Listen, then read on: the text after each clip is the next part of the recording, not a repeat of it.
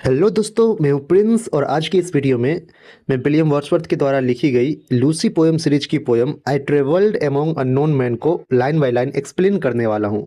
इस वीडियो के एंड में आपको इस पोएम की समरी मिल जाएगी, तो वीडियो को ध्यान से देखें। पोएम को एक्सप्लेन करने से पहले इस पोएम की कुछ बेसिक इन्फॉर्मेशन है जिसे देख लेते हैं।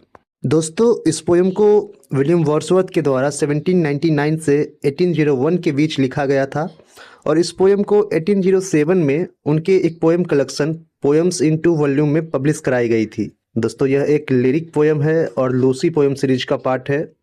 यह 4 स्टांजा की पोएम है और इसकी राइम स्कीम एवी एवी है। दोस्तों, बाकी की इन्फॉर्मेशन अगर आप चाहें तो वीडियो पॉज करके नोट कर सकते हैं। फिलहाल मैं वीडियो में आगे बढ़ता हूँ। दोस्तों, यह इस पोएम की कुछ मोस्ट इम्पोर्टेंट लाइंस हैं जो अक्सर एग्जाम में डायरेक्ट पूछ ली जाती हैं, तो अगर आप चाहें तो इसे भी नोट कर सकते हैं। पोएम को लाइन बाय लाइन एक्सप्लेन करने से पहले इस पोएम के बारे में ओवरव्यू समझ लेते हैं ताकि पोएम बहुत ही बेटर तरीके से समझ में आ जाए। दोस्तों, इस पोएम में पोएट अपना प्रेम इंग्लैंड और लूसी के लिए प्रस्तुत करते हैं। पोएट बताते हैं कि जब वह विदेश की यात्रा कर रहे थे, मतलब अज्ञात लोगों के बीच थे, तब उन्हें अपने देश से दूर रहने का दर्द एहसास हुआ। उन्हें एहसास हुआ कि इंग्लैंड से वह कितना गहरा प्रेम करते हैं। दोस्तों, यह उनकी प्रेम केवल देशभक्ति ही नहीं थी, बल्कि इस पोएम में पोएट यह स्पष्ट करते हैं कि इंग्लैंड के प्रति उनका प्रेम दरअसल लूसी से जुड़ा हुआ है, क्योंकि लूसी उसी धरती पर रहती थी और वहीं दफन है। तो यह पोएम लूसी के बारे में ही लिखी गई है, इसीलिए इस पोएम को लूसी सीरीज में रखा गया है। तो बाकी की इन्फॉर्मेशन हम पोएम को एक्सप्लेन करके समझेंगे। चलिए पोएम को लाइन बाय लाइन एक्सप्लेन करते हैं। I travelled among unknown man in lands beyond the C.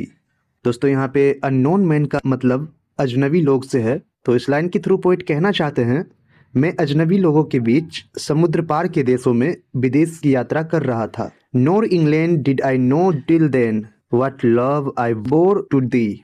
Hey England, तब तक मुझे यह एहसास नहीं था कि मैं तुमसे कितना प्रेम करता हूँ।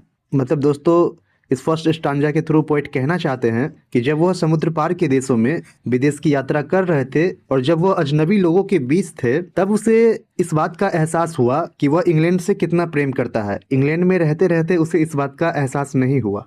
TISS past that मेलंकोली dream NOR will I क्वेट दाई शोर। दोस्तों, यहाँ पे मेलंकोली शब्द का मतलब उदासी से है और इस लाइंस के थ्रू पोएट कहना चाहते हैं वह उदासी भरा सपना यानी विदेश जाने का विचार अब समाप्त हो चुका है। अब मैं तुम्हारा किनारा कभी नहीं छोड़ूंगा। A second time for still I seem to love thee more and more. दोबारा नहीं, क्योंकि मुझे लगता है कि मेरा प्रेम हर दिन और बढ़ता जा रहा है। दोस्तों, इस सेकेंड स्टांजा के थ्रू पोएट कहना चाहते हैं कि वह अब विदेश जाने के बारे में कभी नहीं सोचेगा और इंग्लैंड का किनारा कभी नहीं छोड़ेगा, मतलब इंग्लैंड में ही रहेगा। और उसे ऐसा लगता है कि अब पहले की तुलना में उसका प्रेम कहीं ज़्यादा इंग्लैंड के लिए बढ़ चुका है। Among Dai mountains did I feel. तुम्हारे पहाड़ों के बीच मुझे महसूस हुआ। कहने का मतलब है कि जब पोएट इंग्लैंड में होता है तो उसके पहाड़ों के बीच उसे महसूस होता है। क्या महसूस होता है? The Joy of my desire, मेरे हृदय की सच्ची खुशी। मतलब पोएट का मन इंग्लैंड की पहाड़ियों में ही लगता है, इंग्लैंड में ही लगता है। आगे पोएट कहते हैं, and she I cherished turned her wheel beside an English fire. दोस्तों, यहाँ पे चेरिश्ड शब्द का मतलब प्रिय है और व्हील शब्द का मतलब चरखे से है। तो इस लाइंस के थ्रू पोएट कहना चाहते हैं, और जिसे मैं प्यार करता था यानी लूसी, वह इंग्लैंड में आग के पास बैठकर चरखा चलाया करती थी। दोस्तों, इस पूरे थर्ड स्टांजा के थ्रू पोएट कहना चाहते हैं कि पोएट का मन इंग्लैंड की पहाड़ियों में ही लगता था, क्योंकि वहाँ पे उसे खुशी मिलती थी। खुशी इसीलिए मिलती थी क्योंकि उसकी प्रिय लूसी इंग्लैंड में आग के पास बैठकर चरखा चलाया करती थी, इसीलिए वहाँ पे पोएट को खुशी मिलती थी। आगे पोएट कहते हैं, thy mornings showed thy nights concealed the bowers where Lucy played. वे झाड़ियाँ और स्थान जहाँ लूसी खेला करती थी, तुम्हारी सुबह उसे दिखाती थी और रातें उसे छुपा लेती थी। दोस्तों, कहने का मतलब है कि जिस झाड़िया यानी वॉर्स के पास लूसी खेला करती थी, तो इंग्लैंड की सुबह उसे दिखाती थी। मतलब जब सुबह होता था तब वो नजर आती थी और जब रात होता था तो वह कहीं गायब हो जाती थी। And thine too is the last green field that Lucy's eye survived.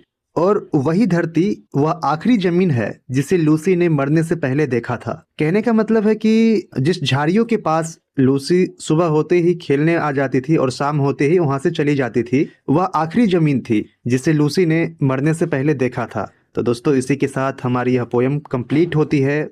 मैंने आगे इस पोयम में इस पोयम की समरी इंक्लूड की है। अगर आप चाहें तो वीडियो पॉज करके उसे नोट कर सकते हैं। और आपको वीडियो से रिलेटेड किसी भी प्रकार की प्रॉब्लम हुई हो तो कमेंट बॉक्स में कमेंट करें। और यह वीडियो अच्छी लगी है तो वीडियो को लाइक करें और चैनल को सब्सक्राइब करें ताकि आगे की अपडेट आपको इजीली मिल जाए। Thank you.